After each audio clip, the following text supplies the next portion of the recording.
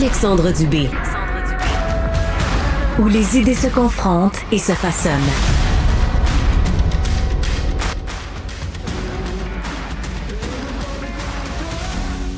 Bon, depuis le 1er juillet, on voit toutes sortes de scènes là, en ville à Montréal. Là. C'est déplorable de voir à quel point il y en a qui ne savent pas vivre, à quel point il y en a qui ont juste dompé leur stock sur le coin de la rue sans aucun souci pour la propreté de la ville.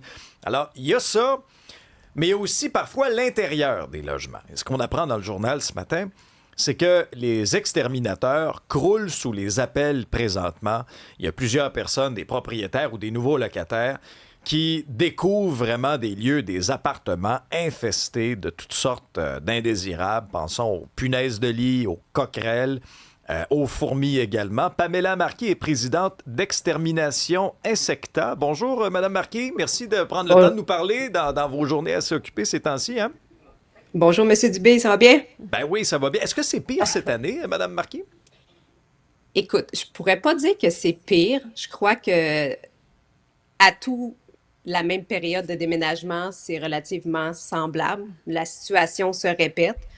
Par contre, c'est sûr que c'est une grosse période pour nous parce que c'est là que les gens se rendent compte que le locataire, comme vous venez de dire, il vient de partir, l'appartement est infesté, il l'a pas mentionné, le nouveau locataire rentre, il a connaissance qu'il y avait de l'activité. Donc, c'est vraiment, pour nous, c'est vraiment une période plus achalandée, c'est sûr et certain. Là. Bon, décrivez-nous un peu les scènes que vous voyez, là.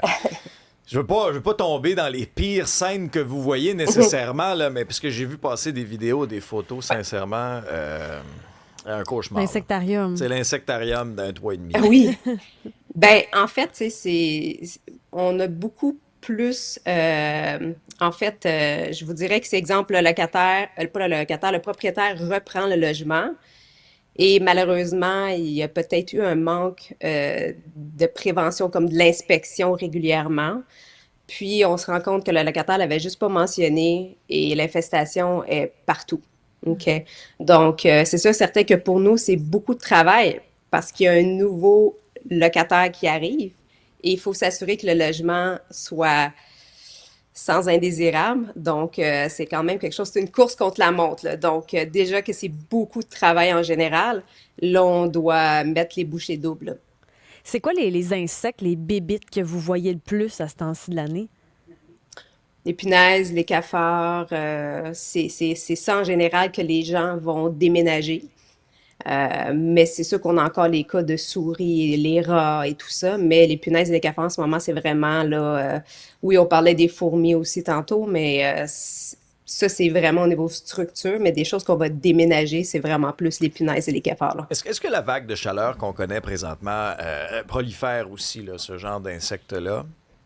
C'est sûr que le cycle peut être beaucoup plus rapide quand la température est adéquate. On s'entend que l'hiver, on en a pareil, des punaises et des cafards.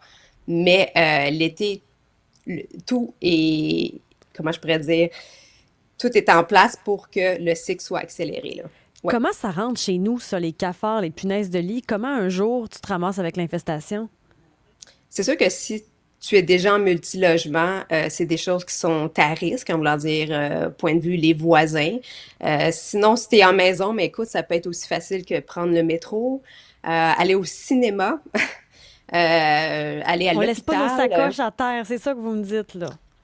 Moi, je suis peut-être une des rares qui inspecte les sièges au cinéma avant de m'asseoir. Petite déformation professionnelle. Ouais, exactement. Donc, mais tu sais, il faut toujours faire attention. Les gens achètent beaucoup de choses sur les marketplaces, les choses comme ça.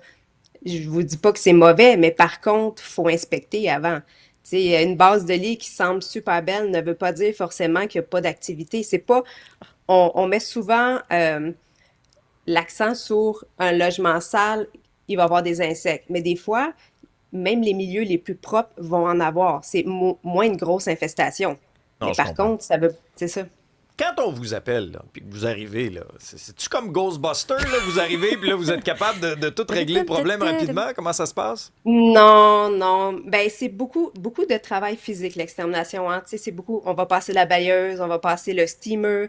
Après ça, on va mettre l'effet résiduel, qu'il soit chimique ou biologique, tout dépendant.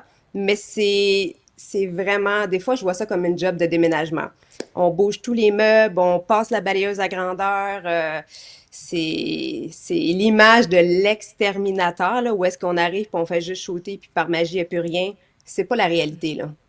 C'est Est-ce pas que ça ça du tout, là. arrive parfois que vous vous en venez pas à bout? Je me rappelle dans le temps à Québec, l'exterminateur était venu pour les poissons d'argent, puis on les voit au bout de quelques temps mourir le long des murs, mais ça revient, ça, Ouais. éventuellement. Est-ce que ça arrive qu'on vient pas à bout de quelque chose?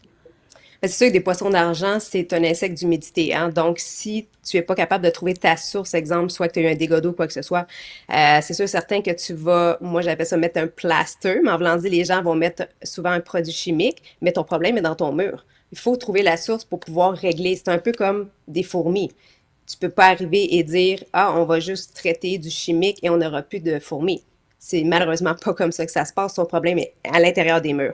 Même chose pour les punaises cafards après de longues infestations. Exemple, dans des logements multiples.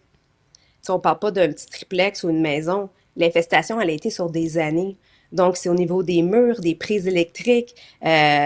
Malheureusement, les prises électriques, on peut les démonter et injecter à l'intérieur.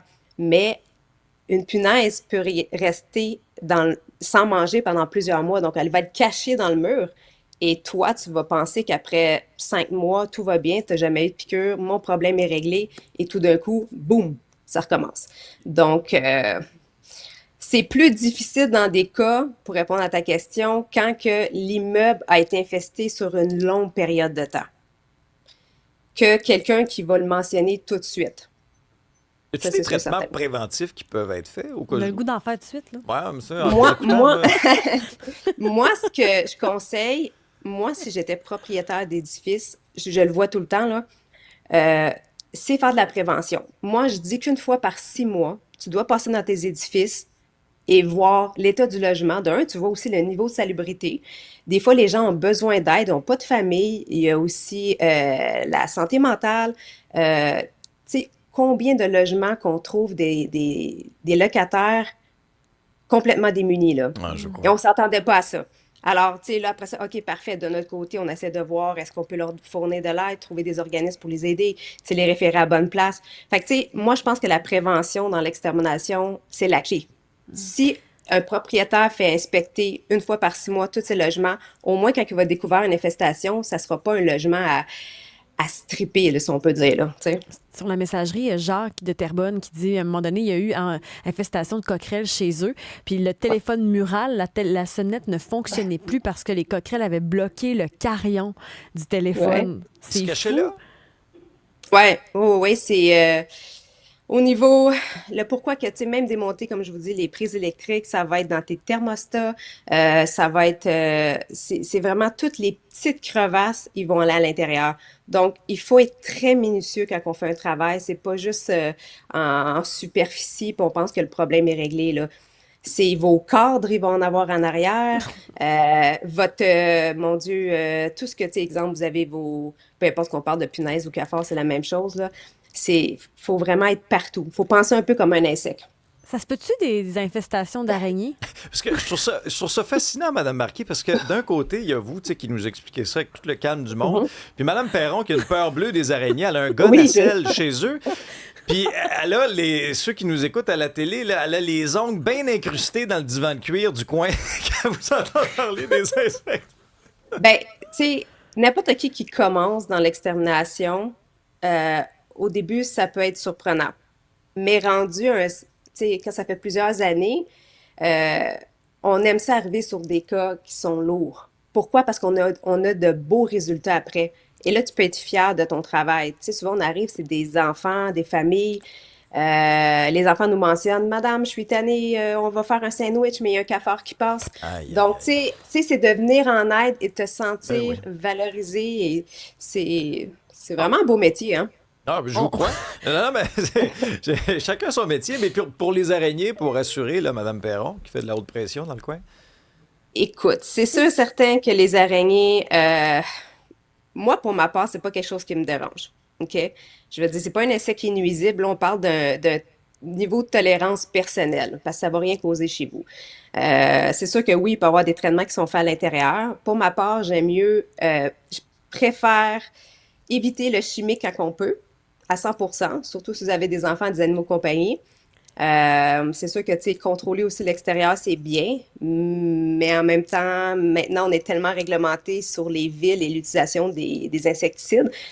C'est un peu touché, mais écoutez, quand vous voyez beaucoup d'araignées, là, mais faites juste sortir votre shop-vac puis ramassez-les. Je veux dire, ça nécessite pas de mettre autant d'insecticides dans une maison, là. On a vu aussi dans les dernières années beaucoup d'infestations de rats. Il y a eu plusieurs reportages des collègues de TVA, entre autres. Est-ce que ça, on en a encore pas mal à Montréal? Quand on voit les montagnes de déchets sur le coin des rues, là. C'est un beau buffet, Ouais, ça. c'est sûr certain que, tu sais, il faut All garder you en can tête eat. que le rongeur a le choix entre des rodenticides ou le sac à poubelle. Le choix est assez facile. C'est la même Party chose dans un mix. appartement. Exact. C'est sûr que maintenant, tu sais, on en a parlé aussi avant dans d'autres reportages, mais tu sais, à Montréal, on est réglementé aussi. Donc, les rodenticides qu'on doit utiliser, c'est à prise multiple. Donc, le rongeur doit en manger plusieurs fois avant de manger. C'est sûr que ça a quand même une petite différence, je dirais, mais c'est beaucoup la salubrité.